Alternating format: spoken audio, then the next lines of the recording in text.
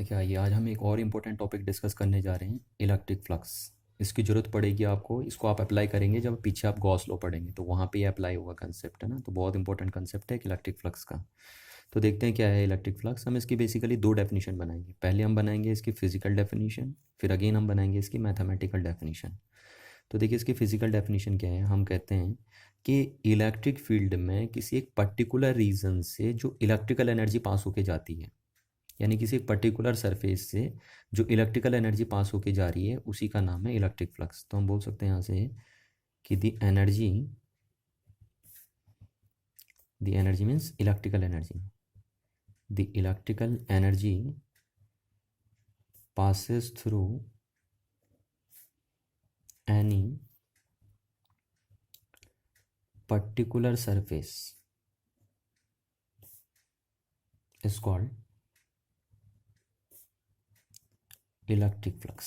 तो ये रहा आपका इलेक्ट्रिक फ्लक्स। ये इसकी फिजिकल डेफिनेशन हो गई कि किसी भी एक पर्टिकुलर सरफेस से जो इलेक्ट्रिकल एनर्जी पास होके जाती है उसी को हम इलेक्ट्रिक फ्लक्स बोलते हैं।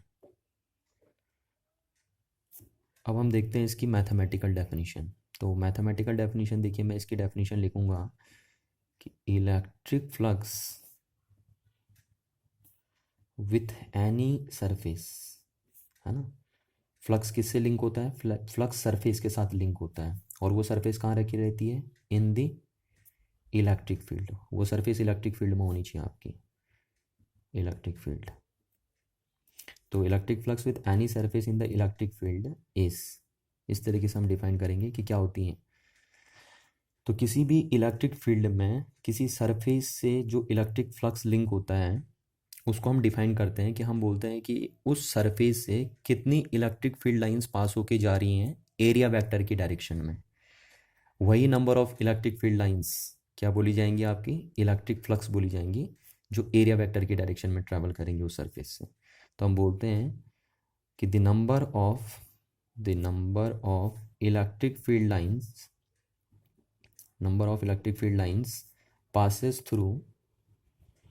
passes through that surface, the number of electric field lines passes through that surface, जिस surface आप फ्लक्स देख रहे हैं उस surface की बात हो रही है। the number of electric field lines passes through that surface along the direction of, किस डायरेक्शन में? along the direction of area vector। यानी एरिया वेक्टर की डायरेक्शन में जितनी भी number of electric field lines pass होके जा रही हैं किसी सरफेस से, उसी को हम क्या बोलते हैं? उन्हीं number of electric field lines को हम क्या बोलते हैं? Electric flux link with that surface in the electric field. अब देखिए इसको हम कैसे डिफाइन करते हैं। सपोज हमारे पास मैंने एक एरिया ले लिया, कोई पर्टिकुलर एरिया जो इस तरीके से रखा है। ये सपोज ये हमारे पास एक्स एक्सिस है, ये वाई एक्सिस हमारे पास है, और ये जेड एक्सिस है। तो मैंने इसको वाई जेड प्लेन में रखा है। ये जो हमारा एरिया है ये वाई जेड प्लेन में है। तो अब ये सरफेस का जो एरिया वेक्टर बनेगा वो कुछ एक्स डायरेक्शन में बनेगा। आपको बताया मैंने एरिया वेक्टर की जो डायरेक्शन होती है पिछले वीडियो में, वो क्या होती है? along the normal to the surface. तो इस डायरेक्शन में चले जाएगा एरिया वेक्टर इसका, इस सरफेस का एरिया वेक्टर इस डायरेक्शन में चले जाएगा। अब सपोज इस रीजन में, जिस रीजन में ये सरफेस ली है आपका, ये रीजन इलेक्ट्रिक फील्ड का है, और इस रीजन में जो इलेक्ट्रिक फील्ड है वो इस डायरेक्शन में ओरिएंटेड है, इस डायरेक्शन में ओरिएंटेड है। यानी कि वो इस सरफेस इस एरिया वेक्टर के साथ थीटा एंगल बना रहा है। अब आप एक बात समझिए, देखिए जो number of electric field lines होती हैं वो बेसिकली कहीं ना कहीं इलेक्ट्रिक फील्ड की स्ट्रेंथ को रिप्रेजेंट करती हैं। हम बोलते हैं कि number of electric field lines अगर किसी रीजन में कम है, देखिए इस रीजन में number of electric field lines अगर कम है तो इस रीजन में इलेक्ट्रिक फील्ड की स्ट्रेंथ कम है, और अगर इस रीजन में number of electric field lines ज़्यादा हैं तो हम बोलते हैं इस रीजन में इलेक्ट्रिक फील्ड की स्ट्रेंथ ज़्यादा है। तो कहीं ना कहीं जो आपका इलेक्ट्रिक फील्ड की स्ट्रेंथ है वो number of electric field lines को भी रिप्रेजेंट करता है। ई ज़्यादा होगा तो number of electric field lines ज़्यादा होंगी, ई कम होगा तो number of electric field lines क्या होंगी? कम होंगी आपके पास। तो अब हम देखते हैं कि जो ई है ये इस डायरेक्शन में number of electric field lines को दिखा रहा है, इस डायरेक्शन में। पर हमें पता है कि फ्लक्स बनाने के लिए सिर्फ कौन सी number of electric field lines गिनी जाती हैं? जो एरिया वेक्टर की डायरेक्शन में जाती हैं। देखिए मैंने लिखा है the number of electric field lines passes through that surface along the direction of area vector, है ना। सिर्फ वही number of electric field lines जो एरिया वेक्टर की डायरेक्शन में जाएंगी वही फ्लक्स बना पाती हैं, क्योंकि वही पास होके जा रही हैं इससे, बाकी पास होके जाएंगी नहीं। तो अब हमारी इलेक्ट्रिक फील्ड अगर इस डायरेक्शन में है तो इसका मतलब हमारी इलेक्ट्रिक फील्ड लाइंस इस डायरेक्शन में आ रही हैं। तो हम क्या करते हैं, इस इलेक्ट्रिक फील्ड को, या जो ये इलेक्ट्रिक फील्ड लाइंस इधर आ रही हैं, इसके दो कंपोनेंट बना देते हैं हम। तो एक कंपोनेंट हमने इसका ये बना दिया ई कॉस थीटा, और दूसरा कंपोनेंट हमने इसका ये बना दिया E sine theta, vertical and horizontal component, vertical component and horizontal component. अब देखिए इलेक्ट्रिक फील्ड का, अब ये तो गया काम से, है ना। अब ये दो कंपोनेंट हो गए, तो इलेक्ट्रिक फील्ड का कौन सा कंपोनेंट इस एरिया से पास होके जा रहा है, तो सिर्फ यही कंपोनेंट इलेक्ट्रिक फील्ड का इस एरिया से पास होके जाएगा। ये तो पास हो ही नहीं रहा ना इस एरिया से, ये देखिए ये तो ऐसा आ गया इलेक्ट्रिक फील्ड के कंपोनेंट। तो सिर्फ यही इलेक्ट्रिक फील्ड लाइंस, यानी जो ई कॉस थीटा वाला फैक्टर जो इलेक्ट्रिक फील्ड लाइंस बना रहा है, सिर्फ वही इस एरिया से पास होके जा रही हैं। ये वाला ई साइन थीटा वाला जो कंपोनेंट इलेक्ट्रिक फील्ड लाइंस बना रहा है वो इस सरफेस एरिया से पास होके नहीं जा रही हैं। तो फ्लक्स बनाने के लिए सिर्फ यही फैक्टर इलेक्ट्रिक फील्ड का क्या है, रिस्पॉन्सिबल है।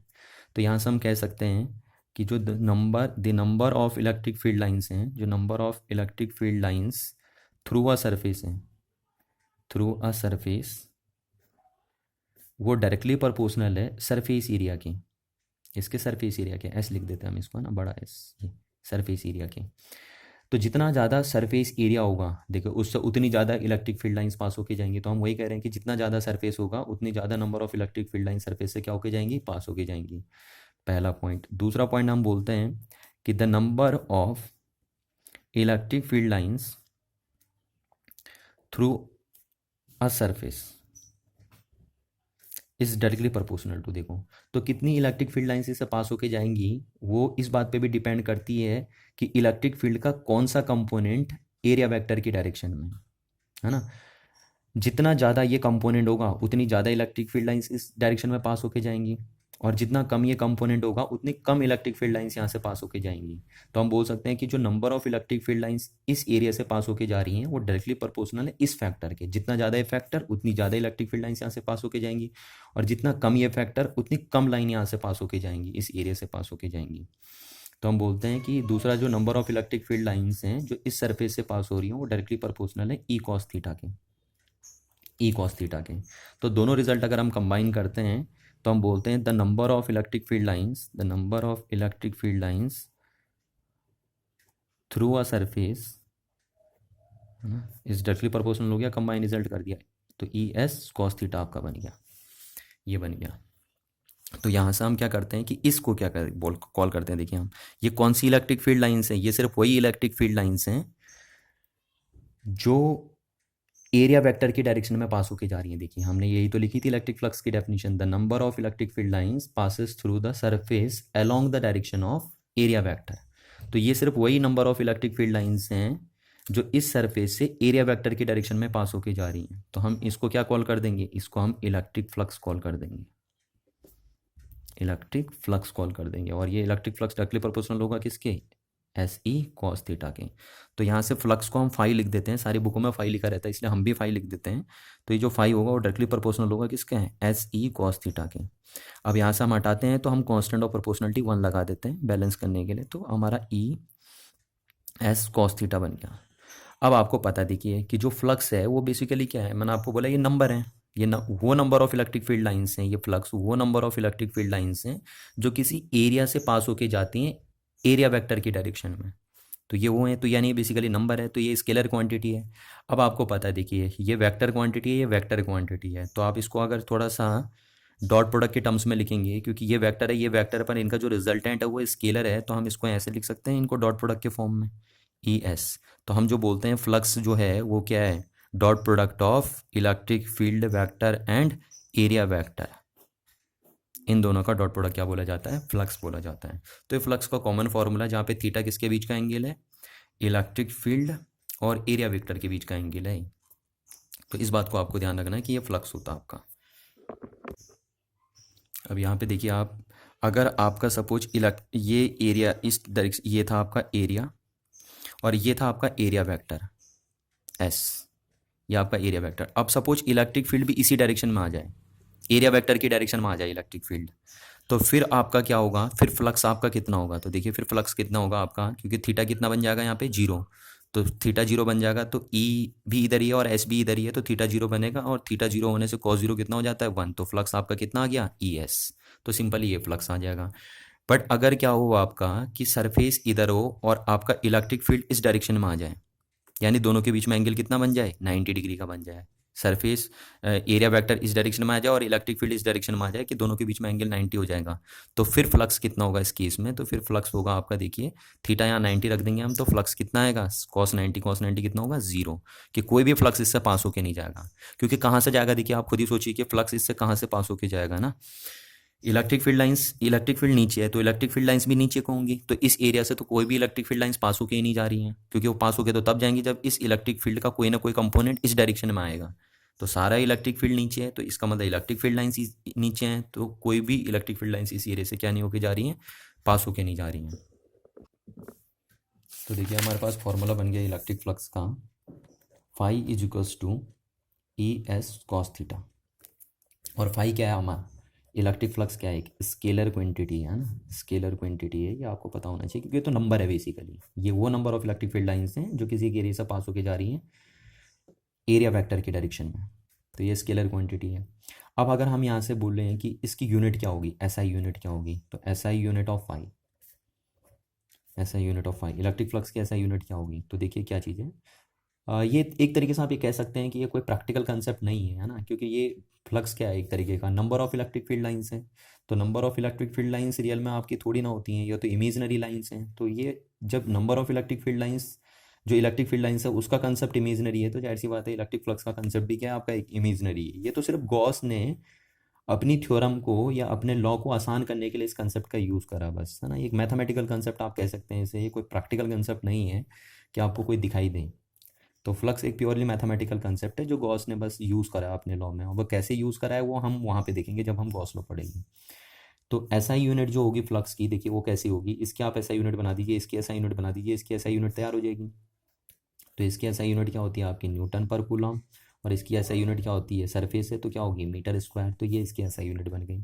यहाँ से अगर हम इसका डायमेंशनल फार्मूला बनाएं फाई का, तो हम डायमेंशनल फार्मूला बोल दें अगर फाई का, तो डायमेंशनल फार्मूला ऑफ फाई कितना हो जाएगा, देखिए आप इसका डायमेंशनल फार्मूला बनाइए पहले, तो ई का फार्मूला क्या होता है एफ अपॉन क्यू, है ना, और सरफेस हमने ये लिख दिया, इसका कोई डायमेंशनल फार्मूला नहीं होता है, आपको पता है ये यूनिट, ये क्वांटिटी वो है जिसमें क्या होता है, इसकी यूनिट तो होती है पर ये डायमेंशन नहीं होती है ना, एंगल ऐसी क्वांटिटी है जिसके पास यूनिट तो है पर डायमेंशन नहीं है, तो ये लिख दिया हमने ई इक्वल्स टू एफ। तो अब बताइए देखिए एफ का डायमेंशनल फार्मूला क्या है, एफ का डायमेंशनल फार्मूला में सीधे सीधे याद होता है M L T minus two होता है, और चार्ज को हम क्या लिख सकते हैं, चार्ज को हम ऐसे तोड़ सकते हैं 20 क्वांटिटी के टर्म्स में, करंट इनटू टाइम, है ना, चार्ज को 20 क्वांटिटी के टर्म्स में, क्योंकि जब भी हमें डायमेंशनल फार्मूला बनाना होता है हम किसी क्वांटिटी को 20 क्वांटिटी के टर्म्स में एक्सप्रेस करते हैं, किसी भी ड्राइव्ड फिजिकल क्वांटिटी को, तो करंट का डायमेंशनल फार्मूला हो गया ए और टाइम का डायमेंशनल फार्मूला हो गया टी, और सरफेस का डायमेंशनल फार्मूला कितना हो गया एल स्क्वायर, तो आपका जो डायमेंशनल फार्मूला आया वो कितना आ गया एम एल की 3 पावर हो गई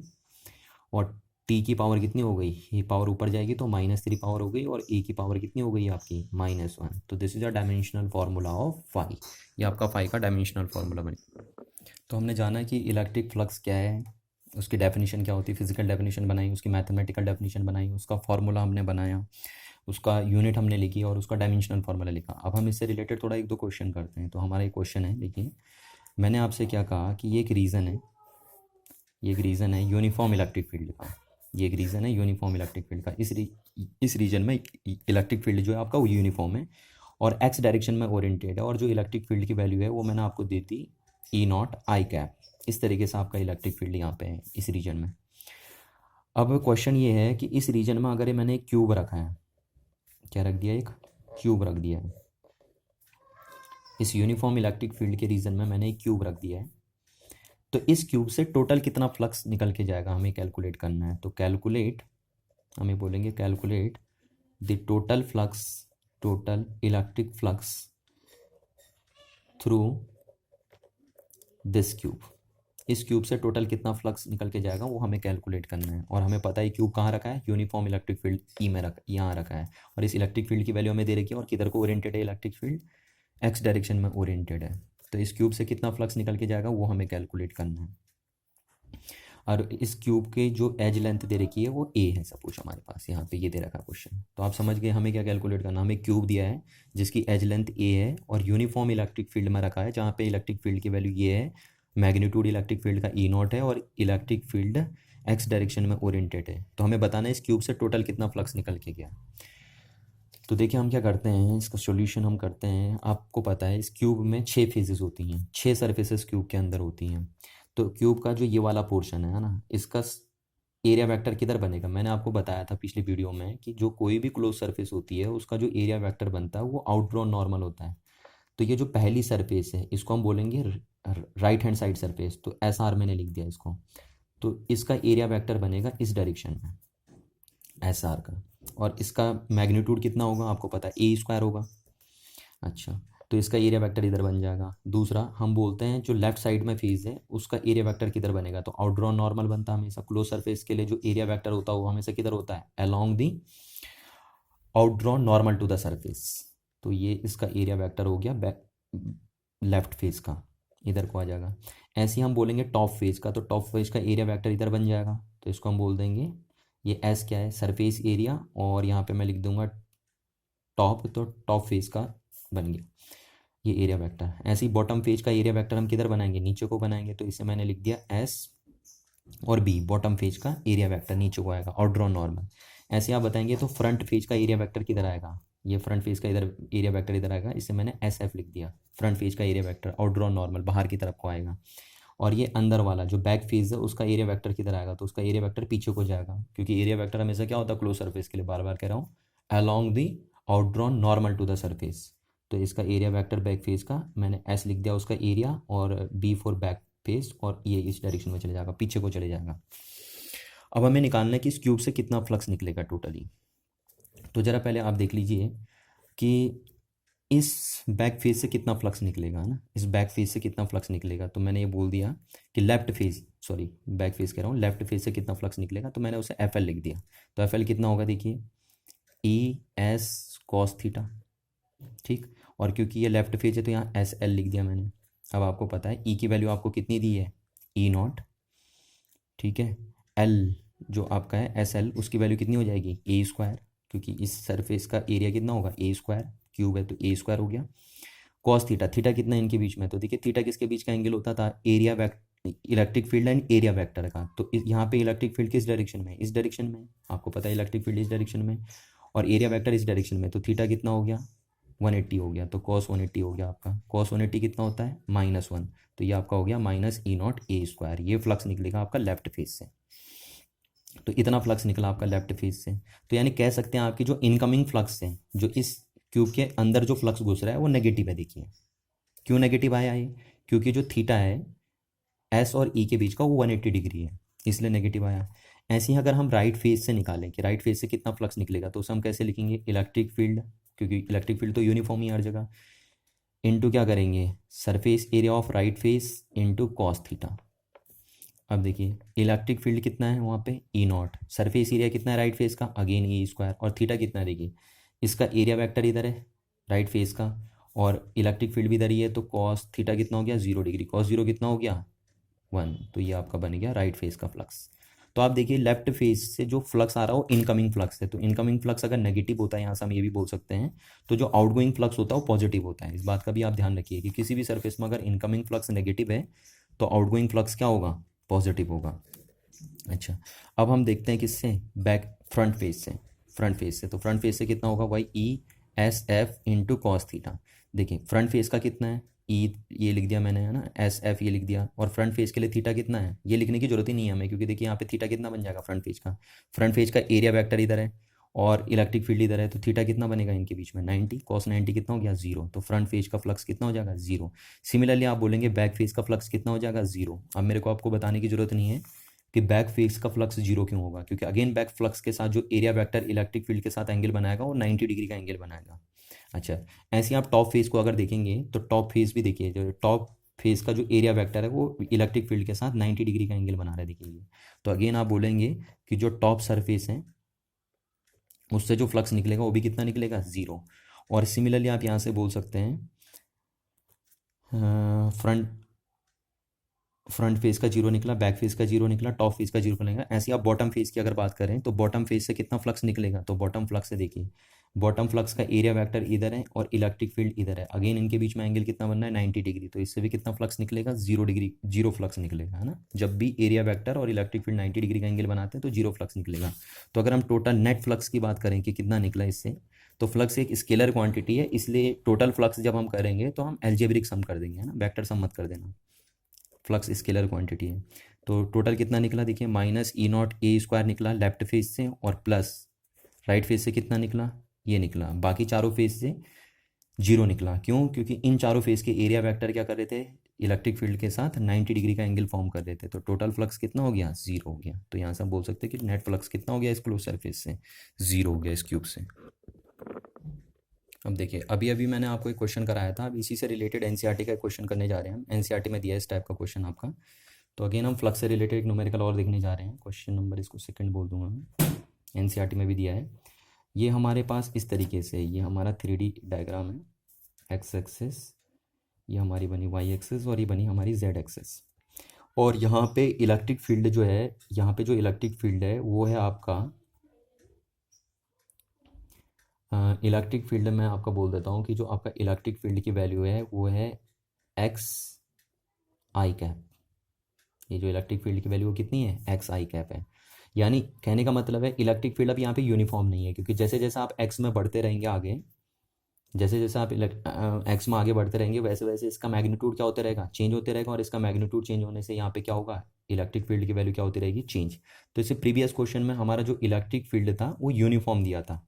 अब हमारा यहाँ पे इस रीजन में जो इलेक्ट्रिक फील्ड है वो नॉन यूनिफॉर्म है। पहली बात तो ध्यान रखना है, क्योंकि एक्स की वैल्यू जैसे जैसे आगे बढ़ते रहेंगे चेंज होती रहेगी, उससे ई की वैल्यू चेंज होती रहेगी। और दूसरा जो ये इलेक्ट्रिक फील्ड है वो एक्स डायरेक्शन में ओरिएंटेड है। अब क्वेश्चन मेरा वही है कि हमारे पास एक क्यूब रखा है यहाँ पे, इस तरीके से मैंने क्यूब रख दिया है यहाँ पे, ये क्यूब रखा है, ये क्यूब रख दिया हमने। इस क्यूब का साइड ए दी है हमें, ये क्यूब की साइड ए दी है, और सपोज ये लेंथ हमारी कितनी है, ये हमारी है एल। इसको हम एल मान लेते हैं कि यहाँ से क्यूब कहाँ से स्टार्ट हो रहा है, क्यूब सेंटर से स्टार्ट नहीं हो रहा। क्यूब कितनी दूर रखा हुआ है सेंटर से, क्यूब का जो लेफ्ट फेज है वो एल डिस्टेंस पे है। क्यूब का जो लेफ्ट फेज है वो सेंटर से कितनी डिस्टेंस पे है, एल डिस्टेंस पे है। और क्यूब की साइड कितनी है, ए, तो ये ए सारी साइड ए हो जाएंगी। तो अब इस क्वेश्चन में हमें ये बताना है कि अगर नॉन यूनिफॉर्म इलेक्ट्रिक फील्ड में, जो non uniform electric field x direction में ओरिएंटेड है इस तरीके से, वहाँ पे अगर हम एक क्यूब रखते हैं तो इस क्यूब से टोटल कितना फ्लक्स निकल के जाएगा। अगेन हमें वही कैलकुलेट करना है कि टोटल फ्लक्स, हमें ये कैलकुलेट करना है, total flux passes through the cube, passes through the cube, कि इस क्यूब से कितना फ्लक्स निकलेगा हमें वो कैलकुलेट करना है। तो देखिए आइए कैसे कैलकुलेट करते हैं।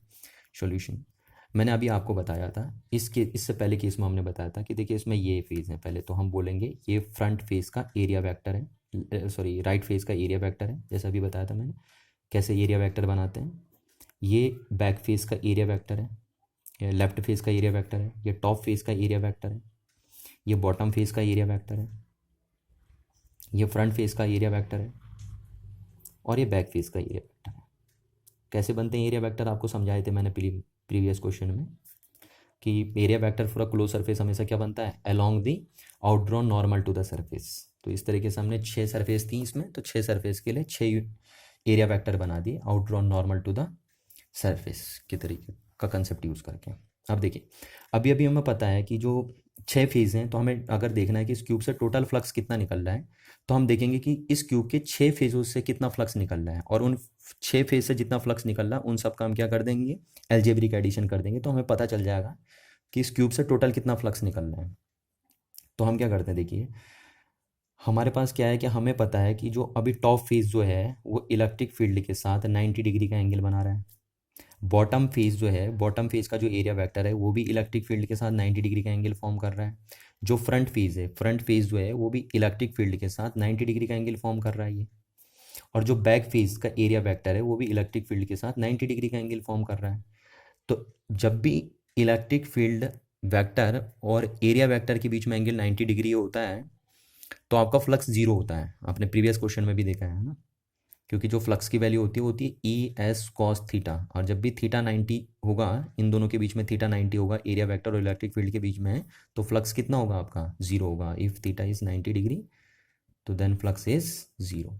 तो आपको पता है कौन कौन से एरिया वेक्टर इलेक्ट्रिक फील्ड के साथ क्या बना रहे हैं, यहाँ पे 90 डिग्री का एंगल बना रहे हैं, वो कौन है, टॉप सरफेस, बॉटम सरफेस का एरिया वेक्टर, राइट सरफेस का area vector, sorry back surface का एरिया वेक्टर और फ्रंट सरफेस का एरिया वेक्टर। तो हम बोलेंगे जो फ्लक्स पासेस थ्रू होगा टॉप सरफेस से, flux passes through bottom surface, flux passes through front face और flux passes through back face, ये सब कितना होगा, जीरो होगा, क्योंकि इन सारे केस में जो इनके एरिया वेक्टर हैं वो इलेक्ट्रिक फील्ड के साथ कितने एंगल बना रहे हैं, 90 डिग्री का एंगल फॉर्म कर रहे हैं। तो जो फ्लक्स पास होगा सिर्फ वो लेफ्ट फेस से होगा। तो देखिए लेफ्ट फेस से कितना फ्लक्स पास होगा, तो लेफ्ट फेस से जो फ्लक्स पास होगा उसे हम लिखेंगे ई एस कॉस थीटा। ठीक है, अब देखिए इलेक्ट्रिक फील्ड की वैल्यू जो है वो कितनी है आपको पता है, एक्स। तो एक्स कितना हो गया इसके लिए, एक्स में कितना चले आप, एल चले, तो एल हो गया। ठीक है, एस, इस सरफेस का एरिया कितना है, तो इस सरफेस का एरिया हो जाएगा आपका ए स्क्वायर, है ना। लेफ्ट फेस का फ्लक्स निकाल लें हम, तो लेफ्ट फेस के लिए हम इलेक्ट्रिक फील्ड की वैल्यू कितनी लिखेंगे, ये है ना हमारी इलेक्ट्रिक फील्ड की वैल्यू, तो एक्स कितना हो गया उसके लिए, एल हो गया, तो एल। थीटा कितना हो गया यहाँ पे, तो थीटा देखिए एरिया वेक्टर इधर है और इलेक्ट्रिक फील्ड इधर है, तो थीटा कितना हो गया 180 डिग्री। तो आपका कितना फ्लक्स निकला, माइनस एल ए स्क्वायर। जैसे मैंने प्रीवियस क्वेश्चन में भी बताया था कि जो इनकमिंग फ्लक्स होता है वो नेगेटिव आएगा। अच्छा, तो ये फ्लक्स निकला लेफ्ट फेस से। अब निकालते हैं हम राइट फेस से कितना फ्लक्स निकलेगा, तो कितना निकलेगा ई एस कॉस थीटा। अब देखिए तो जो राइट फेज है उसके लिए इलेक्ट्रिक फील्ड की वैल्यू क्या होगी, देखिए इलेक्ट्रिक फील्ड की वैल्यू ये दी है, तो इलेक्ट्रिक फील्ड एक्स के साथ चेंज होते जा रहा है। तो जब हम यहाँ पे पहुँचेंगे राइट फेज पे तो इलेक्ट्रिक फील्ड कितना हो जाएगा, देखिए एल और प्लस ए, तो यहाँ पे हम बोलेंगे ए प्लस एल हो जाएगा, ये हो जाएगा ई की वैल्यू, क्योंकि ये है इलेक्ट्रिक फील्ड इस तरीके से वेरी हो रहा है, तो एक्स में चलने पे इलेक्ट्रिक फील्ड वेरी हो रहा है डिस्टेंस के साथ साथ, तो एल प्लस ए डिस्टेंस पे पहुँच गया हम यहाँ पे जब पहुँचेंगे तो। और ये आपका बना एस, तो एस कितना बन जाएगा, इस सरफेस का भी एरिया कितना आएगा ए स्क्वायर, और कॉस थीटा, तो कॉस थीटा कितना बनेगा इनके बीच में, क्योंकि इसका एरिया वेक्टर इधर है और इलेक्ट्रिक फील्ड भी यहाँ पे इधर ही है, तो थीटा 0 डिग्री बना, तो आपका ये जो बना फ्लक्स ए प्लस एल का ये बन गया आपका टोटल। तो अब हम बोलेंगे कि ये राइट से फेस का फ्लक्स है, लेफ्ट फेस का फ्लक्स है, तो जो टोटल फ्लक्स निकला वो कितना निकला, तो टोटल फ्लक्स आपका निकल गया flux passes through right phase plus flux passes through left phase, दोनों का क्या कर दिया, एलजेब्रिक सम कर दिया, तो a plus l into a square minus l a square. तो अब अगर आप इसे खोलेंगे तो ये बनेगा a cube plus l a square l minus l a square. तो यहाँ से आपका एल ए स्क्वायर से एल स्क्वायर कट गया और नेट फ्लक्स कितना आया आपका, ए क्यूब निकल के आया, है ना। और ए क्यूब एक नंबर होगा देखिए, तो एक नंबर आएगा, तो सिंपली आपको पता ही है कि वैसे भी इलेक्ट्रिक फ्लक्स क्या है, number of electric field lines जो पास होके जाती हैं किसी सरफेस से एरिया वेक्टर की डायरेक्शन में। देखिए थर्ड क्वेश्चन हम और देखने जा रहे हैं इससे रिलेटेड, वही इलेक्ट्रिक फील्ड के कंसेप्ट से रिलेटेड है। देखिए क्या है, यह हमारा एक पॉइंट चार्ज है क्यू, एक पॉइंट चार्ज है क्यू, और इससे यहाँ पे हमने एक स्फीयर रख दिया है, यहाँ पे हमने एक स्फीयर रख दिया है।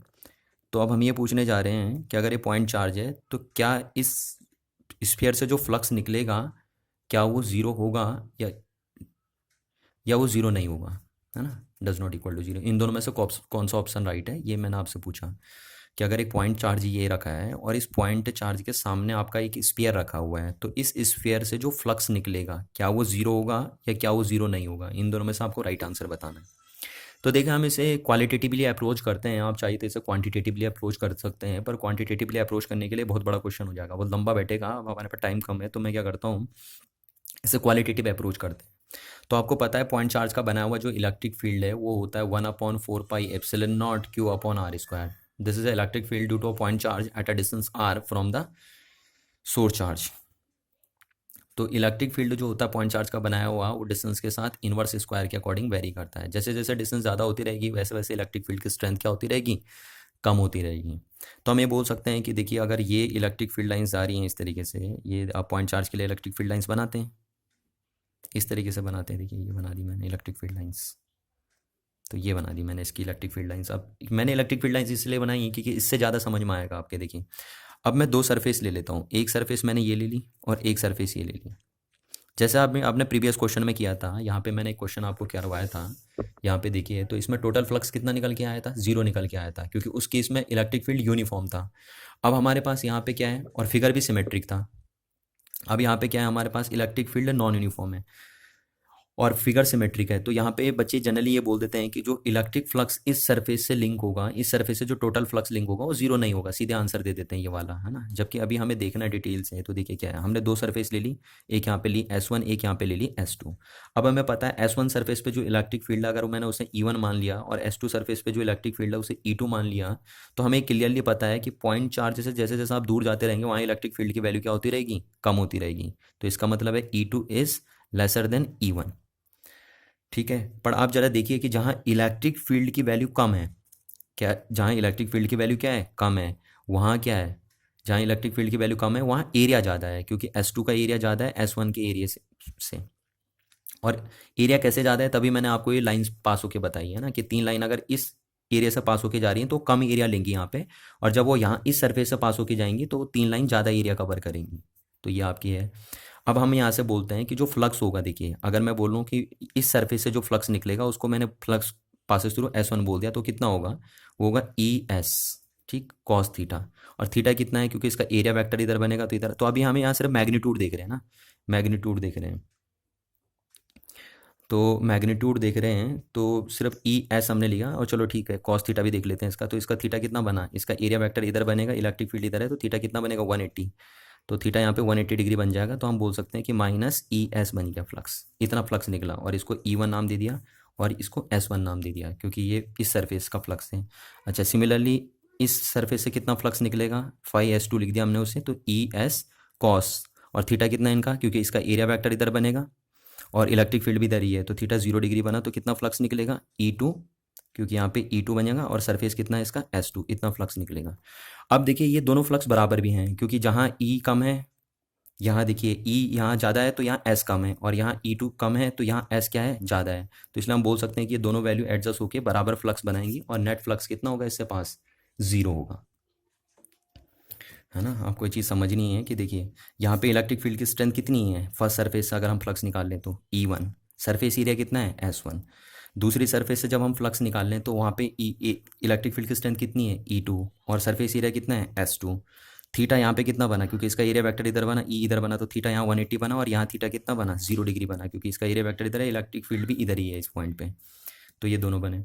अब यहाँ देखिए कि क्या होगा, जहाँ इलेक्ट्रिक फील्ड की स्ट्रेंथ कम है ना वहाँ सरफेस एरिया ज़्यादा है। देखिए जहाँ इलेक्ट्रिक फील्ड की स्ट्रेंथ, सॉरी, जहाँ इलेक्ट्रिक फील्ड की स्ट्रेंथ ज़्यादा थी वहाँ सरफेस एरिया क्या है, कम है, और जहाँ इलेक्ट्रिक फील्ड की स्ट्रेंथ कम है वहाँ सरफेस एरिया ज़्यादा है। तो ये एडजस्ट होके दोनों बराबर फ्लक्स बना देंगे। तो 5S1 इज इक्वल टू हो जाएगा 5S2। आप चाहे तो इसे मैथमेटिकली कर सकते हैं कैलकुलेट। तो जो नेट फ्लक्स होगा, क्योंकि ये दोनों फ्लक्स एक दूसरे के अपोजिट हैं, तो जो नेट फ्लक्स होगा वो कितना हो जाएगा, 0 हो जाएगा। तो ये ऑप्शन सही होगा आपका, है ना। और चाहिए तो आप इसे मैथमेटिकली कर सकते हैं, अगर आपको ऐसा समझ में नहीं आ रहा, मैंने क्वालिटेटिवली कर दिया आपके सामने। तो जो नेट फ्लक्स अभी भी इससे होगा वो 0 निकलेगा, भले दोनों पॉइंट पे जो इनकमिंग फ्लक्स है और आउटगोइंग फ्लक्स है वहाँ पे इलेक्ट्रिक फील्ड की इंटेंसिटी क्या है, अलग अलग।